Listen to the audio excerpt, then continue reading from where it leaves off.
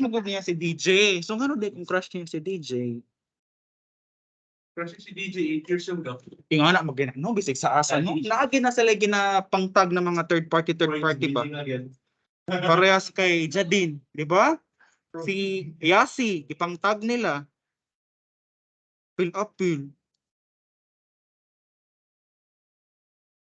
207 man mo no.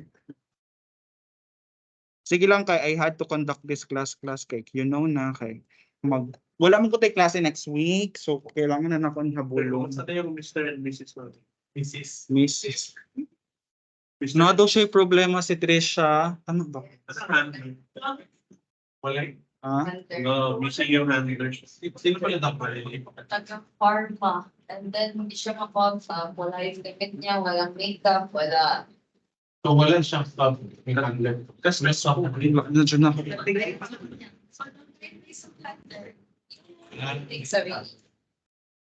So, what happened to Sagutin.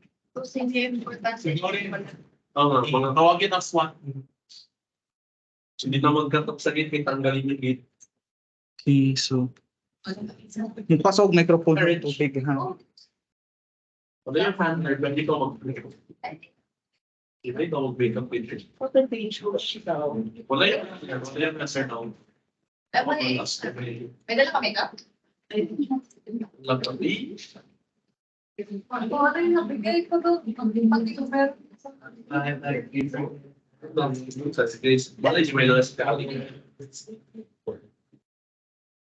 And bayad ka ng skills to discover.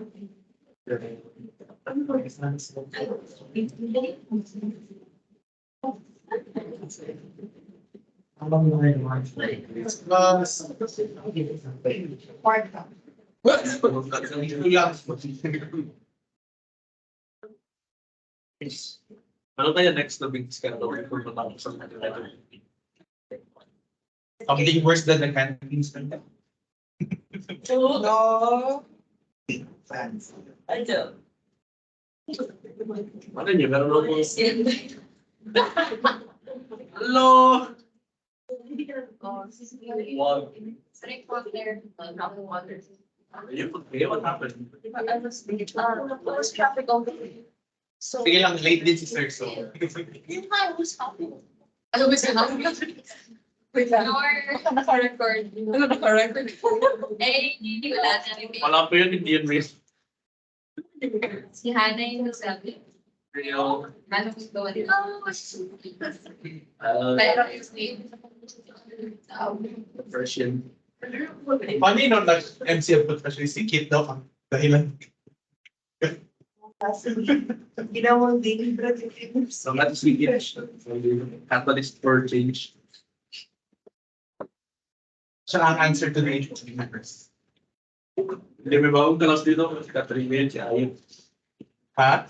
Dahil mo bagong kalas dito. Dahil. Yung pizza. Ano ka mo siya? Oh! Ang linear parang ang hindi mo kasama. QTI, dito na siya.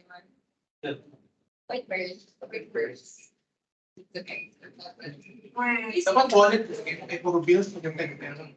Marami ako explain na siya. Yung time na sila tingin for us. From high people to guys.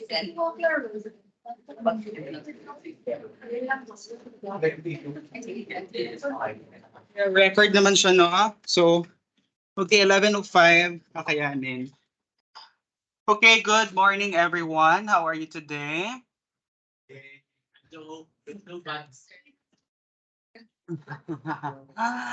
Okay lang na, nga naging ang life. Life goes on. Okay, move on na tayo ng Katniel, no? Let's have our discussion for Gordon Allport, who is the first theory that we're going to discuss. Can you please read the quote according to him? 1, 2, 3, go. People who are ashamed of their prejudices are well on the road to eliminating. Yes. People who are aware of and ashamed of their prejudices are well on the road to eliminating them. So, later on you will realize bakit yun yung sinabi niya, no? about life, okay, about people. Now let's have here the main concepts, the psychology of the individual. This is his definition of personality. So for him, for Allport, he emphasizes the uniqueness of every person, the individual. So unlike other theories that they tend to classify people into this, into that, but for Allport, he really look into the phenomenology of the person. No? Iba-iba tayo. Iba yung experiences mo, iba yung experiences ko. So he called the study of the individual as morphogenic science. Morphogenic science wherein they gather data on a single individual only. We do not gather data, we don't classify them into groups, but we gather them in a single individual. Also, morphogenic science refers to you compare the results like personality test, like interviews to each other, no? Not because you will just compare them to other people, like kayo, like for example, you have an assessment or you have a personality test, kinukumpara yung mga results ng let's say 16 PF or BPI sa kasama ninyo. But in this case, morphogenic science, only on the person, kinukumpara yung results to each other. Kinukumpara yung personality test sa IQ test. And yung IQ test kinukumpara sa interviews, no? So the data of the individual only. So he advocated an eclectic approach to theory building. So it means na maraming pinagkunan, no? Eclectic, ibig sabihin various methods. He utilizes various methods to gather data. Okay, no, not only tests, not only interviews, but many sources of data to analyze the individuality of the person. So for Allport, there is a broad comprehensive theory that is preferably to be narrow, specific theory, even if it does not personality. So he viewed personality as very narrow, and this is the definition of his idea of personality. Can you read this one? 1, 2, 3, go.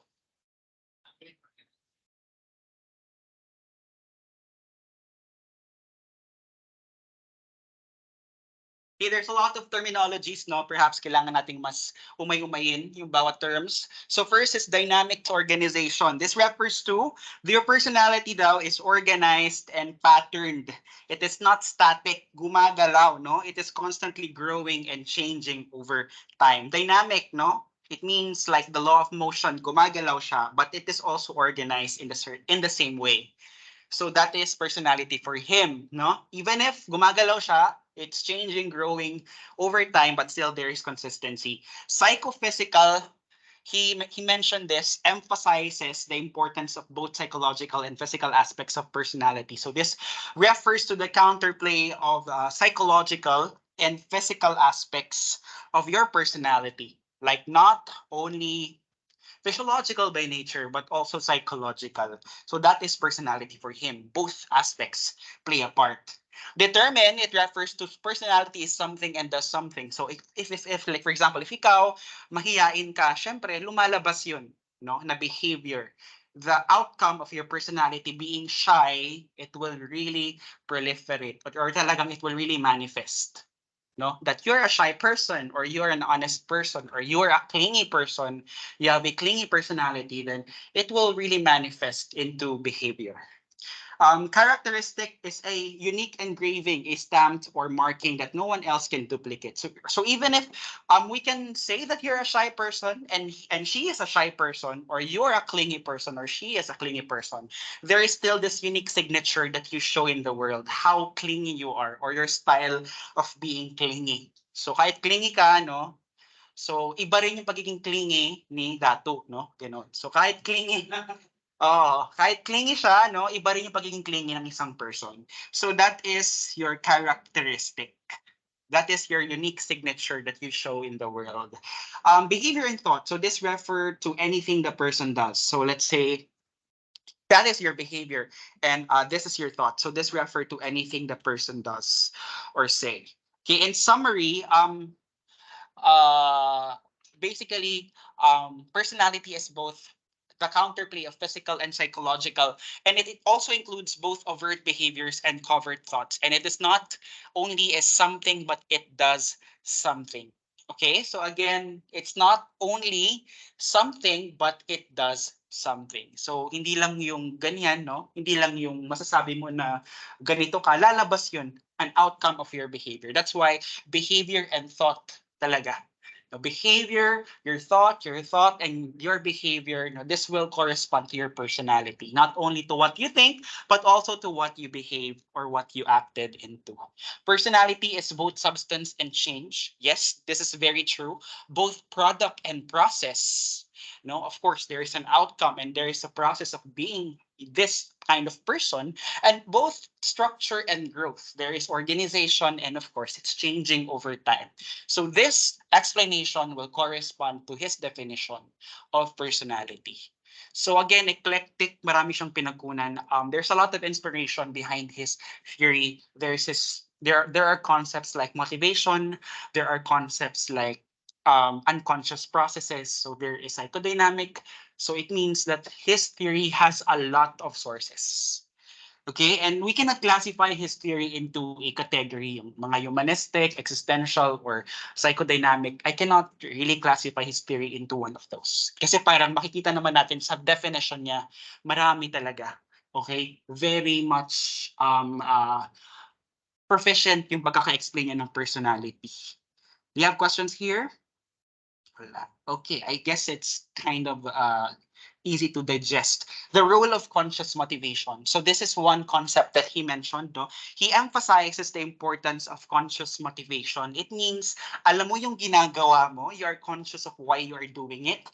However, Allport did not ignore the existence or even the importance of unconscious processes. So also in the psychodynamic realm, he also give importance or consider also that there are unconscious processes. Not only conscious processes, but unconscious processes that we might not even know. So he recognized the fact that some motivation is driven by hidden and sublimated drives. So sometimes there are things that we do out of sexual or aggressive drives, and he also considered that. But he focuses more into consciousness or conscious motivation. So before I proceed with this, let's proceed to the characteristics of a healthy person. So I guess this is kind of similar to Maslow's characteristics of self-actualizers or self-actualizing people. We can correlate these two concepts, no? For a mature personality, Alport mentioned that one should have a proactive behavior wherein he or she will act on his or her environment. Like kapag wala pang nangyayari, gumagawa na siya ng mga potential solutions to aid that problem. No, that is proactiveness. Number two is conscious process. This will allow a person to be more flexible or spontaneous. That's why for him, a mature personality is being proactive, but at the same time, being able to have a more flexible route into things. Minsan, pwede tayong maging more spontaneous sa mga bagay-bagay, di ba? Pag may mga plano tayo sa buhay, minsan may mga plano tayo, pero minsan naiiba yung plano natin base sa isang sitwasyon. So yun daw yung mature personality for him. Combination of being able to act or being able to become more proactive and at the same time become more flexible and spontaneous. So in his theory, he has 6 criteria for a mature personality. Number 1 is extension of the sense of self. This means that we are open into what happened into the world, like we participate into the events. We are not self-centered. We are unselfish people. We are open to experiences. Basically, we extend ourselves to others to help other people. That is a mature personality. Number 2 is we are warm to relate to the self, to other people. So we have the capacity to be intimate, to love others, no, and to become more compassionate to other people. That is being warm, relating to others. We can empathize to other people. Okay, so that is a mature personality. Number 3 is we are emotionally secured or we have self-acceptance. This refers to the fact that we can accept ourselves for who we are, even if we are not perfect. We can see some of our imperfections or flaws, but still you have the potential to recognize or accept yourself for who you are. And also emotional poise. This refers to sometimes if things become so weary or things become so high strung, you'll be able to keep yourself more let's say ano ba yung term na yun? More composed, no? Composed. So hindi ka madaling mag-react, hindi ka madaling mag-panic sa mga situation. And yun yung gustong sabihin ni Doc Miriam Coe sa atin. The psych majors, we should be able to have that emotional poise, no? Na hindi tayo madaling ma-high-strung sa mga events. When people look into us, we are more calm, we are more even-tempered, no? Hindi tayo madaling mag-panic, no? Kalmado tayo. Okay? Number 4 is realistic perception of the environment. So we do not live into a fantasy world. We are more realistic into how we see and view things. We are not problem-oriented, but we are more solution-focused. We are looking into what we can do. Yes. Thank you. By the way, can you make an attendance sheet with your name on it and just pass it to your classes? Just for me to check your attendance. Share ko ba? Sa online community. I guess wala atang nag-online. So, anyways, let's continue with this. Okay, let's continue it for a while. Okay, realistic, no? We are realistic. We are not so ambitious. Okay, insight and humor. We do not need to attribute our own mistakes and weaknesses to other people. Sometimes things that happen into us, we consider it as a learning curve or a learning experience. Para bang tinatanggap natin ito, no? And sometimes we don't really become so hard into ourselves. Though mahirap siya, but from after such time, we see it as an insight or a learning experience. Okay, we also have non-hostile sense of humor, which gives us the capacity to laugh at ourselves rather than relying on sexual or aggressive themes to elicit laughter from other people. So yes, that is humor. Okay, we are not trying to yung mga jokes na hindi na magaganda, no? We can still be able to deliver humor in a more positive light. Unifying philosophy of life. As a mature individual, we have this well-developed conscience and a clear view of purpose of life. So, alam natin bakit tayo nandito at may mga paninindigan na rin tayo. 'Di ba kayo? 'Di ba you have your own say into things? Sabi nila yung mga Gen Z daw are very opinionated. Totoo ba 'yon? May mga iba-iba kayong mga paniniwala, mga take sa mga mundo, especially sa mga issues na nangyayari, no? At pinaglalaban ngayon. That is a unifying philosophy which also says that consistent yun, hindi yun nagbabago or hindi yan basta-basta nadadali lang ng mga sabi-sabi ng mga kaibigan. Sana meron kayong ganun or mag-grow kayo ng ganung klaseng philosophy sa buhay. Na ito yung pagtingin ko, I have my own paninindigan. Ganun. Okay, so now let's proceed to the personal dispositions. So personal dispositions is another new concept introduced by Allport. So this is part of the structure of personality, wherein a generalized neurostructure, it is a generalized neuropsychic structure with the capacity to render many stimuli functionally equivalent and to initiate and guide consistent forms of adaptive and stylistic behavior. So personal dispositions is more of you have this individual sense of what you can do in the world. So it's not like ganito yung mga tao, no? We cannot categorize people to have similar personal dispositions. So again, this is peculiar only to the individual. Very unique to the person. Okay? So in contrast with common traits, these are shared by several people.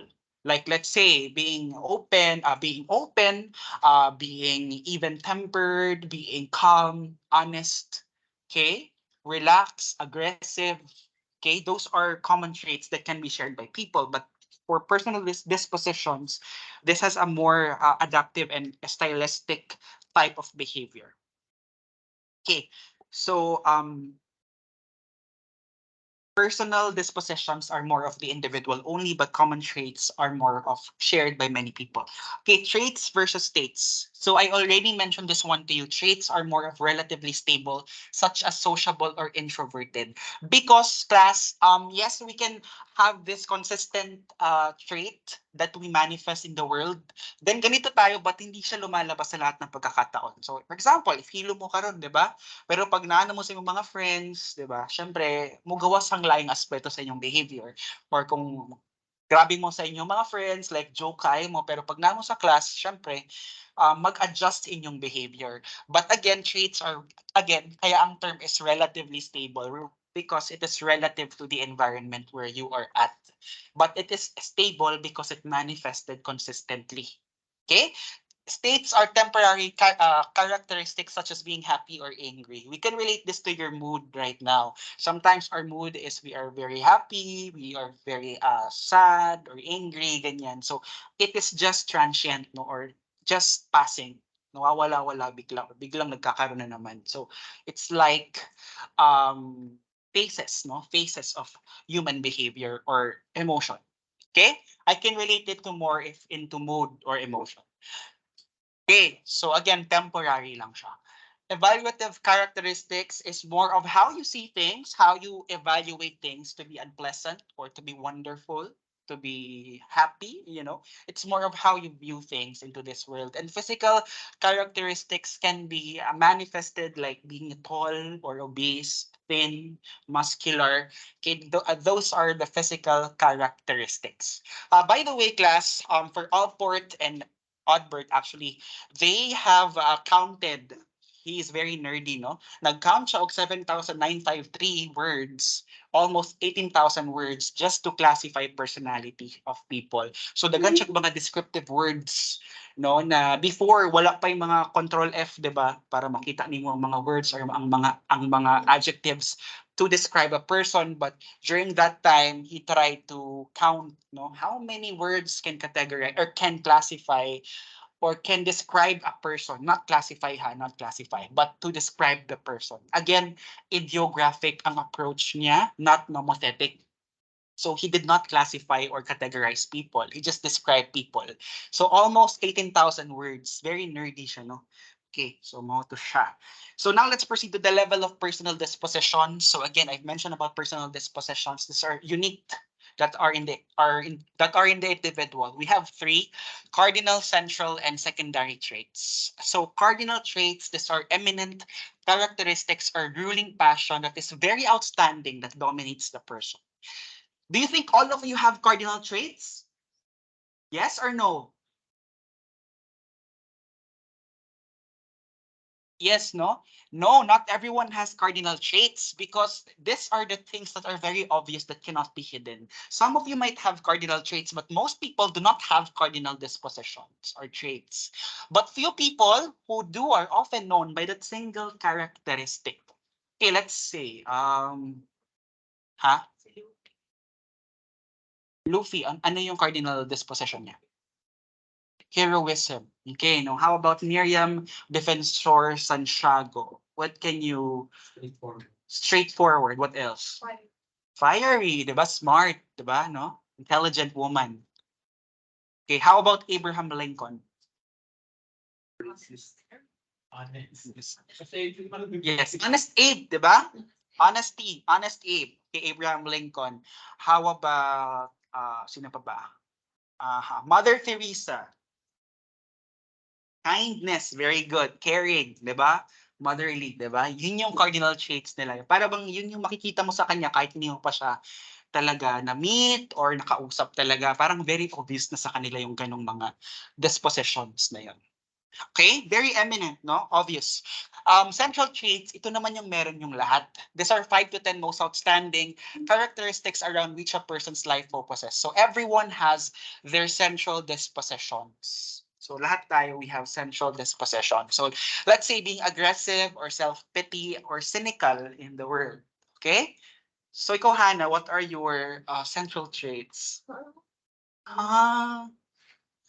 If let's say if you will see Hannah, what can you say to her?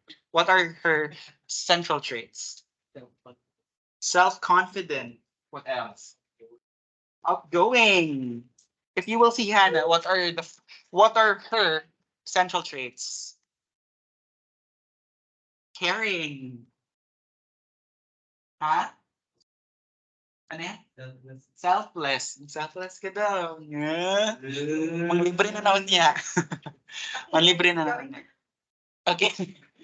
Okay, again guys, these are the central traits that the person's life focuses into. So everyone again has central dispositions. Okay? So like we can see the person, if ever we can meet the person, ay ganyan pala siya, ay ganito pala siya, shy pala siya, no? Mahiyain pala siya, or loud pala siya, or joker pala siya, no? Those are central traits. Secondary traits are less conspicuous or visible, but they are far greater in number than central dispositions. This refers to, let's say, ano yung favorite food mo? Ano yung favorite color mo? 'Di ba? Pag na-meet mo na yung person, syempre 'di ba magiging close na kayo, 'di ba? So aalamin mo yung mga gusto ng isang tao. That is the secondary traits. It's not really visible unless you will meet the person in the personal level, no? What is your preferred genre of music? It says Taylor Swift, no? Ganyan. So those are some of the examples of secondary traits. They are very less conspicuous pero sobrang dami nila. Favorite food, no? Favorite color, what is your genre of music, what do you like to do during your free time, what is your movie that you like. So those are secondary traits. I think this is very madaling magets. Okay, motivational dispositions versus stylistic dispositions. So these two things also refer to your personal dispositions, okay? So motivational dispositions, this will initiate action in order for you to reduce that need or drive for survival. Like you wear clothes to keep you warm. That is your motivational disposition. You eat food para hindi ka magutom, no? Okay? Let's say, you want to relate with others para hindi ka ganun ka, yung love and acceptance, di ba? Part yun ng need ni Maslow. Okay? So those are motivational dispositions. So motivational dispositions receives its motivation from basic needs and drives. So we can relate na yung Maslow's theory, no? Na parang kinuha rin ni Allport yun to explain his or her theory. Stylistic dispositions are less intensely experienced dispositions. This will guide action, no? Like to style a particular passion on the clothes you wear, like you style like this, you wear clothes like that, polo, or you wear like boots, no? That is how you dress yourself, and that is how you try to achieve those needs, those basic needs. So paano ka matulog, 'di ba? There are certain style kung paano ka matulog, no? Ano yung gusto mong kainin na pagkain. So there are also style kung ano yung klaseng pagkain that you want to eat. Since yung mga bagay na yon are basic needs, 'di ba, na kailangan nating makuha. So those are the stylistic dispositions. Okay? So do you understand the difference? So this is more of guiding how you do that to achieve the basic need, but motivational disposition are very basic just for you to have those basic needs with you. Okay, proprium. Another concept introduced by Allport is behaviors and characteristics that people regard as warm, central, and important in their lives. So these are very centered into the person's life.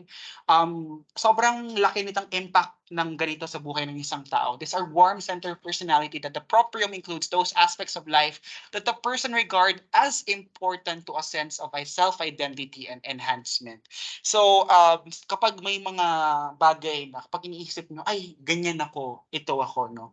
May mga bagay sa mundong ito na parang you can relate yourself into.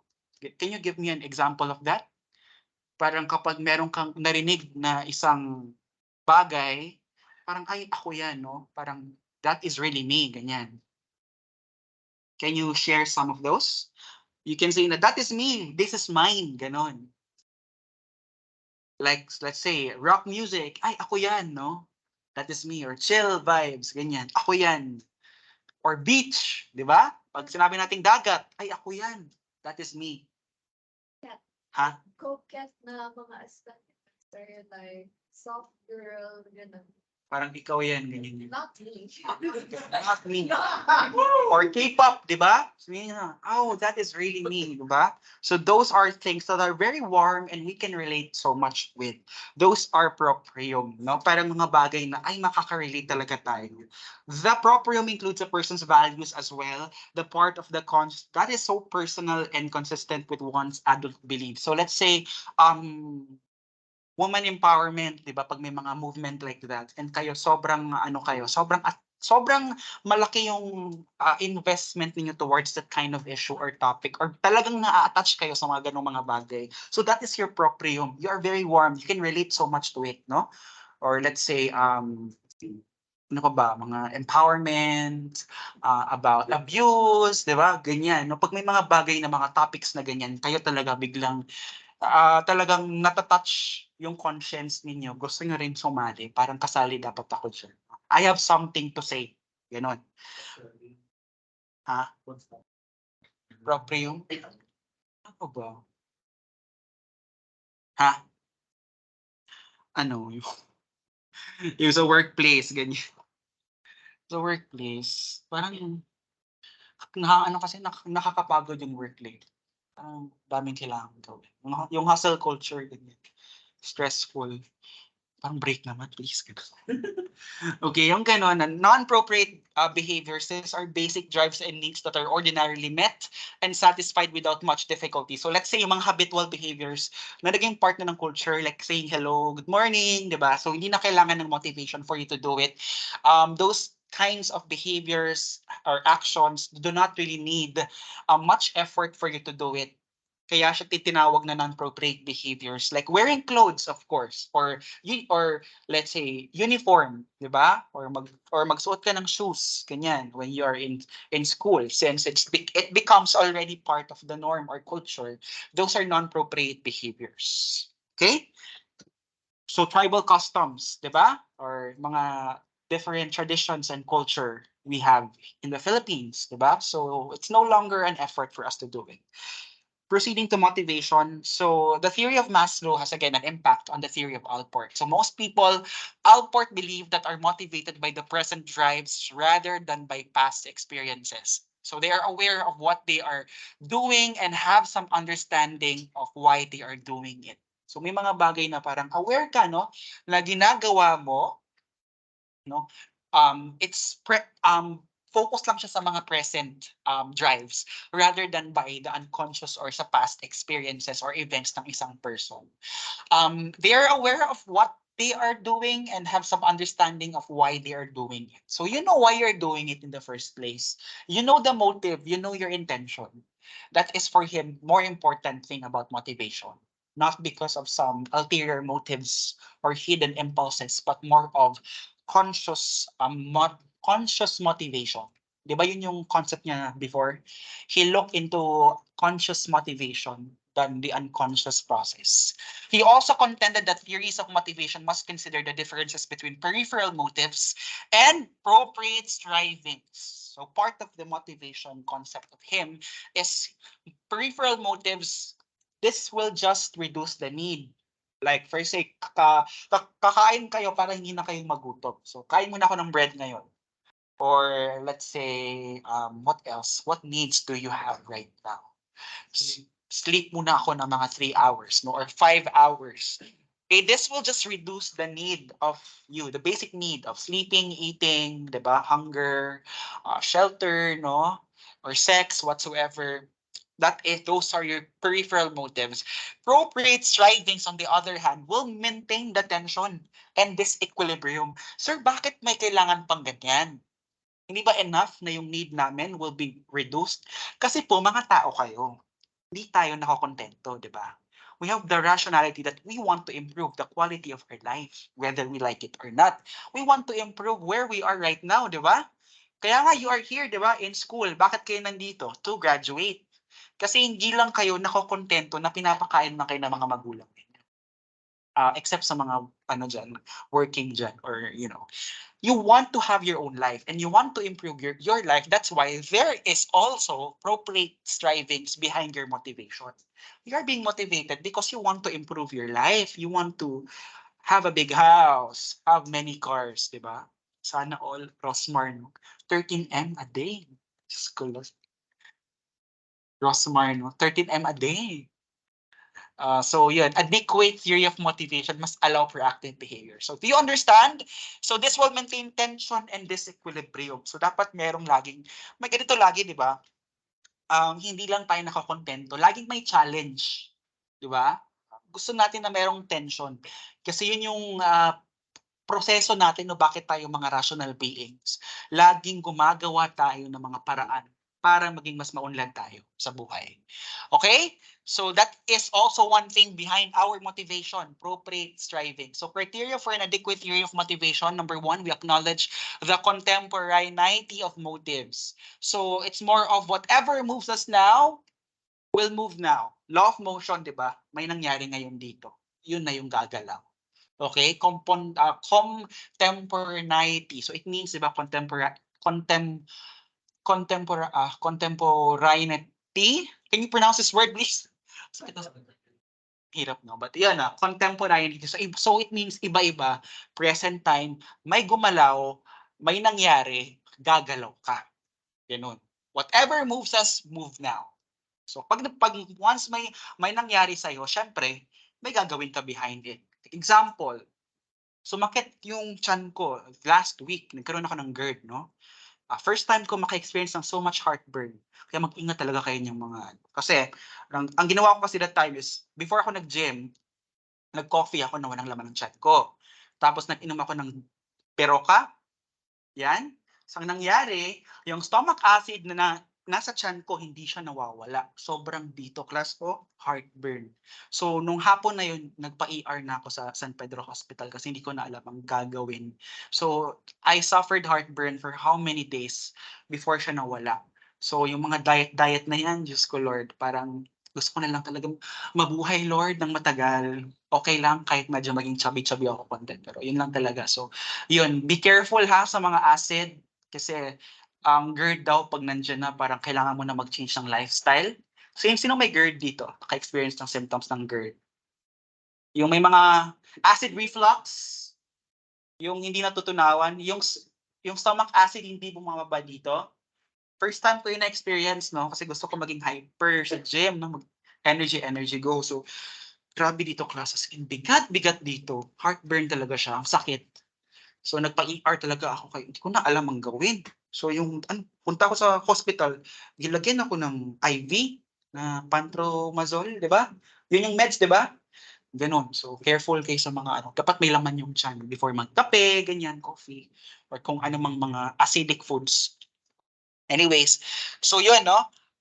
Proceeding, acknowledge the contemporaneity of motives. It will be, number two, it will be pluralistic theory allowing for motives of many types. So adult motives are different from those of children.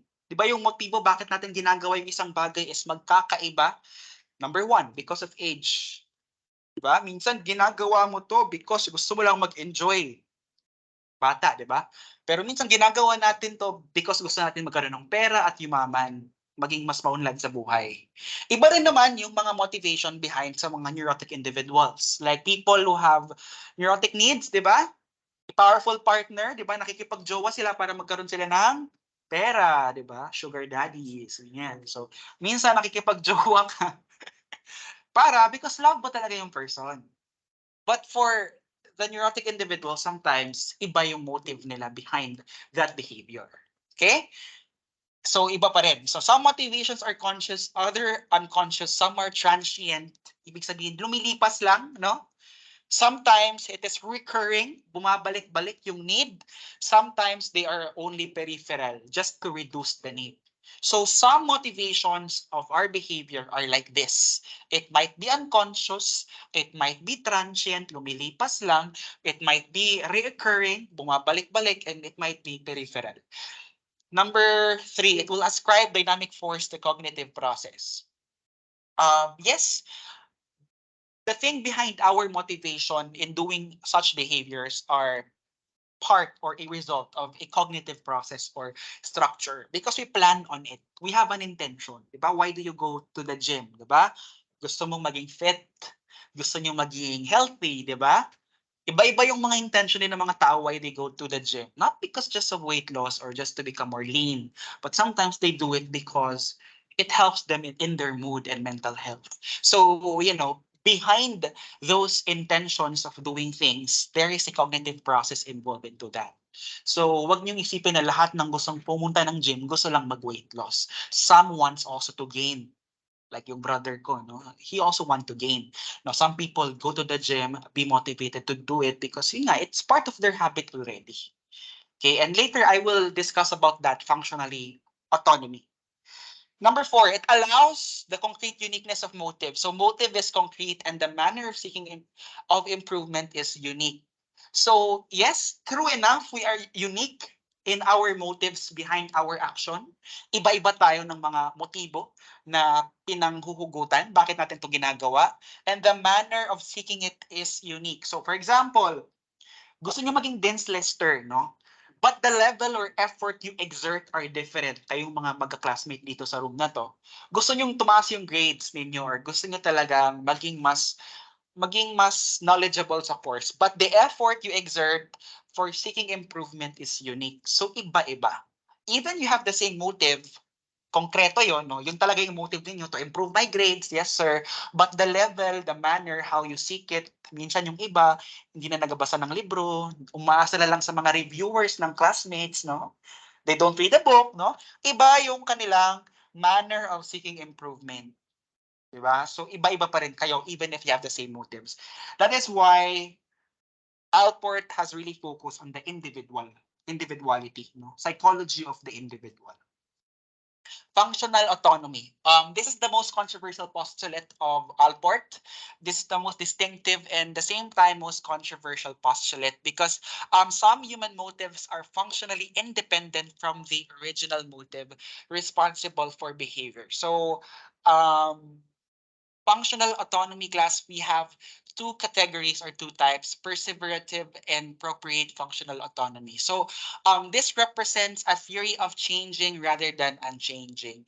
So yes, functional autonomy, I will explain that deeper later. Some human motives are functionally independent from the original motive responsible for behavior. Like example kayo sa gym, di ba? You go to the gym kasi nandun yung friends mo. Ba? But later on, when you are having sessions already with your coach, ganyan, na-realize mo na parang, ay, gusto kong magpunta ng gym kasi naiiba na yung motive mo. Parang gusto ko na maging healthy or fit, maging buff, di ba? Magkaroon ng muscle, di ba? Or whatsoever. Mag-train talaga, no? Or you go to the gym because it makes you feel good, no? Kahit wala yung friends mo, naiiba na yung motive mo. The original motive changes already. Why you are keep on doing it, why you are more motivated to really do it, because nag-iiba na yung motive. Yun yung example ng functional autonomy. Nagiging functionally autonomous na siya sa original motive. Kuha ba? Okay, differences, perseverative versus appropriate functional autonomy. So perseverative class, this is the tendency of an impression to leave an influence on subsequent experience. So let's say, yung mga nag-aalcohol, no, yung mga ano lang, di ba? They want to drink, they are addicted to vaping or to smoking, no, or other drugs when there is no physiological hunger for them. Sometimes they try it because of their friends. Diba? Gusto nila na, ay, okay, sige, enjoy to with my friends. But later on, as they continue to do this behavior, the motivation becomes functionally autonomous. Not because dahil meron silang problema, kaya sila umiinom, or dahil sa meron silang like yung fun time with their friends, nagiging functionally independent na siya sa original motive niya. Kaya na-addict yung person na gawin siya pa ulit-ulit. That is perseverative functionally autonomy. Leave an impression or influence on subsequent experience. So kaya mo ginagawa yung bagay. Kaya ka nag-yosi-yosi pa ulit-ulit, hindi na dahil because of fun time lang with my friends, but again, naiiba na yung motibo mo. Hindi na siya ganon. Okay? Ito naman appropriate functional autonomy. What you can remember here is center on the person, appropriate, diba? Self-sustaining motives that are related to your proprium. Ito naman, hindi siya related sa proprium ninyo. Okay, parang nasa periphery lang siya. But appropriate is more of, I can say it's more of positive, diba? Like for example, may trabaho ka, no? I have a work. Ngayon, I have a work. So, yung trabaho na yon, kinuha ko na sa work kasi gusto ko lang magkaroon ng pera. I want the salary from it. Yun lang yung purpose, or yun lang yung motive mo. But later on, as months gone by, nai-enjoy mo na yung mga coworkers mo, nai-enjoy mo na yung trabaho, dahil love mo na yung job because of the benefits, or I know if siguro yung skill sets that you are gaining on it or the fulfillment of doing the job. That's why nagiging functionally autonomous na yung trabaho na ginagawa mo. Yung original motive of gaining money from it, nag-iiba na into having fulfillment in doing the job. So yun yung ibig sabihin ng functional autonomy. Why you keep on doing it, nag-iiba na. Hindi na yung sa original motive or purpose mo. Kuha ba? Gets ba? Okay, so in general, the present motive is functionally autonomous to the extent that it seeks new goals, meaning that the behavior will continue even as the motivation for it changes. Okay? So kahit magbago yung behavior, but it will continue even as the motivation for it changes. So it will still seek itself, no? Kahit mag-seek ka ng mga new goals, like you want a promotion from that job, you want a higher position on that job, you want to still keep doing that job, it will still continue. No, even if the motive why you're doing it changes, not only because of the pera lang. Kasi na-enjoy mo na yung trabaho, no, at nalalove mo na yung workplace. Okay, I hope you understand. So here are some of the processes that are not functionally autonomous. Ito yung mga bagay na hindi na kailangan pa ng effort or hindi na siya nagbabago yung motive of why you are doing it. Okay? Hindi na nagbabago. Hindi na siya functionally autonomous. Let's say, what's the motive behind doing it? Ito na talaga yun. So for Allport, he has 8. Number 1 is biological drives or the needs, like let's say sex or aggression or kung ano man. No? These are the drives na hindi na nagbabago. Bakit mo siya ginagawa? Okay? So number 2 is reduction of basic drive. Syempre, 'di ba? Kakain ka, 'di ba? Hindi na magbabago yung motive mo bakit mo gustong kumain. Talagang kakain ka talaga kasi that is your basic need. You need to sleep because that is your basic need. Hindi na siya functionally autonomous. Yun na talaga siya, parang yun na yun. Okay? That because those are part of your needs. Reflexes, 'di ba? Kapag once na sinuntok ka, syempre iilag ka, 'di ba? Reflex, 'di ba? That is part of our survival instincts, right? So, syempre, alam nga namang magpasuntok ka, di ba? So, doing it, that behavior is already part of you. It will not change. Physique, intelligence, temperament. So, by the age of 125 daw, according to some psychologists daw, your intelligence are already intact with you. So, hindi na siya nagbabago-bago pa. Okay, so basically, these are not functionally autonomous. Your physique, no, your intelligence, your temperament, your characteristics are not functionally autonomous. Habits in the process of being formed, yes, you might have habits that you do that are not functionally autonomous. Yes, hindi siya nagbabago. Sometimes, pag may mga nakasanayan ka ng gawin, ginagawa mo na lang talaga siya. Yung motive of doing it will not change.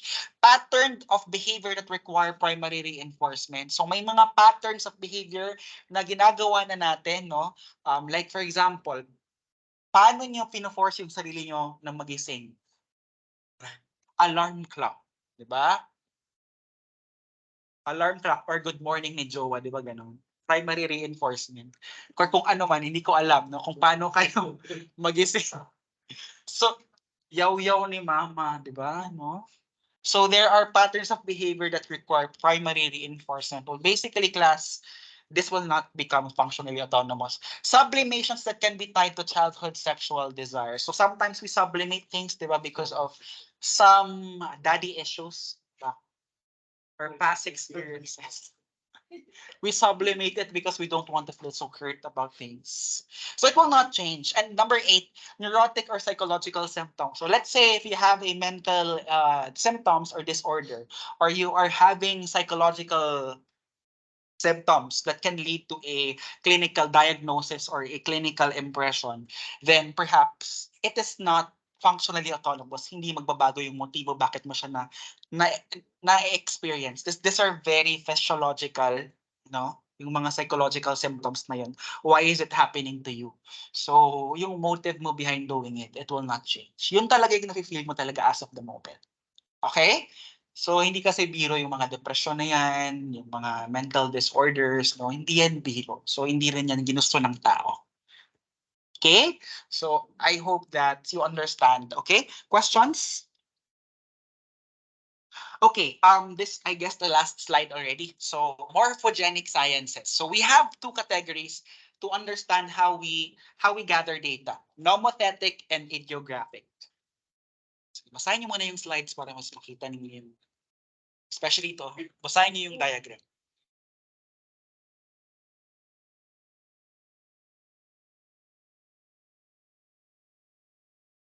Okay. What did Allport use? Nomothetic or idiographic? Yeah, idiographic, I mentioned it kanina, di ba? He utilizes an idiographic approach in understanding human beings or personality because he focused on the individual. He did not classify, he did not categorize people to like this or like that. So he did not use numbers or statistics. What does he use? He used interviews. He used qualitative data to describe people.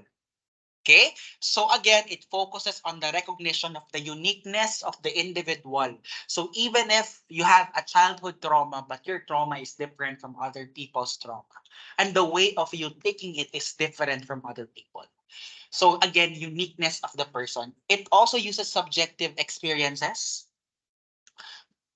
in a way that we utilizes phenomenology in understanding individuals. We utilizes their lived experiences, subjective experiences. That's why we use interviews to understand people. In how we, in the clinical practice class, giving psychological tests are not enough. We also had to interview the person, diba? Because there are things that numbers cannot explain. And those are their subjective experiences. And also based on the study of the uniqueness of the individual. So do you understand, again, idiographic is phenomenological, focus only on the person. But nomothetic class, the theories of Cattell, Ainsect, the Penn model, McCrae and Costa, the Ocean model, they utilizes nomothetic approach in understanding human beings and personality. This has the attempt to generalize people into cluster of groups. That's why they use factor analysis. Do you know factor analysis? Yeah, they use factor analysis to understand individuals because they need to categorize people into groups, no? Cluster people into groups like the 16PF of Cattell, no?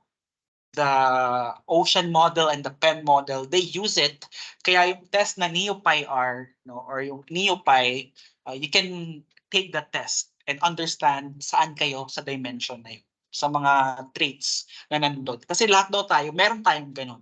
It's just that iba lang yung ating posisyon dun sa diagram na yun. So, nomothetic approach, it will help generalize people. It uses quantitative method. We use numbers, statistics, factor analysis to help categorize people into groups, and it uses objective knowledge. Objective, di ba? May mga survey statements, di ba? I highly agree, not at all, di ba? May mga ganun, di ba? So, yung information, yung data from that will help understand the individual, where the person is at. So, based on numerical data or data that can be categorized only. Understood? Again, the morphogenic method is more of under siya sa idiographic approach. Okay, so morphogenic methods are those that gather data on a single individual, whereas nomothetic methods gather data on the groups of people. So wag kayong malilito class, idiographic under niya, morphogenic science or method. Yun lang yung parang kinukumpara mo yung result ng bawat test na tinik ng person sa isa't isa. Hindi mo siya kinukumpara sa ibang tao. Unlike sa ginagawa ng nomothetic. So ang ginagawa dito class, we use self-rating scales, we use adjective checklist, we use survey instruments or questionnaires to gather data. May quantity siya. Di ba yung 1, 2, 3, 4? Di ba yung Likert scale? We use Likert scale. It's not Likert, it's Likert scale. Don't say Likert, it's Likert scale. So yun, we use those scales to understand individual. Okay, question so far?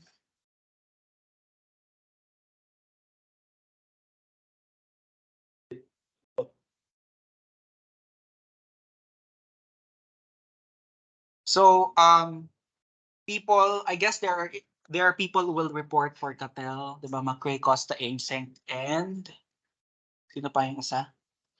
Macrae, Costa, Ainseng, Alcatel, and Mireille. Sino yung mag-report? Please be ready by next week. I guess next week is set for foundation week. So we will not conduct classes by next week, but please support our dear candidates in any means. Kasi mahirap talaga pag ikaw lahat, honestly.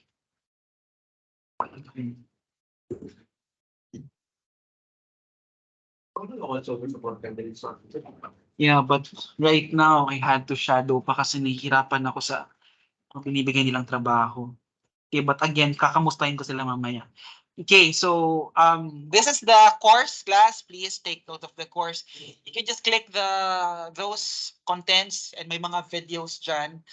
Then if ever you're already finished, try to answer the ASU M1 long test and M1 formative assessment by Sir Ced. So you can see this, please answer this, and the summative assessment will be face-to-face.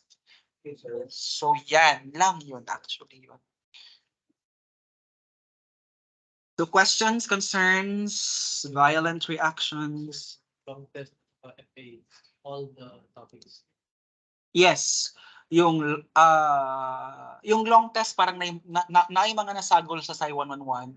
Kaya di rin ako siya hawak. Pero sige lang, it can be a learning experience for you. Mura lang ko siya review sa mga psychodynamic theories po ninyo. So, I guess na may answer mo gawas actually after ani. So, ang goal ng ginaan ng class is na lang may ma-learn yun. Okay? Kaya na mo learning even if you did not get the correct answer. Ilang attempts pala yung PS? 3. So, ano pa rin tayo na 30-70? 30-70 pa rin. Okay, so questions, concerns, violent reactions. Wala may klase ka ron?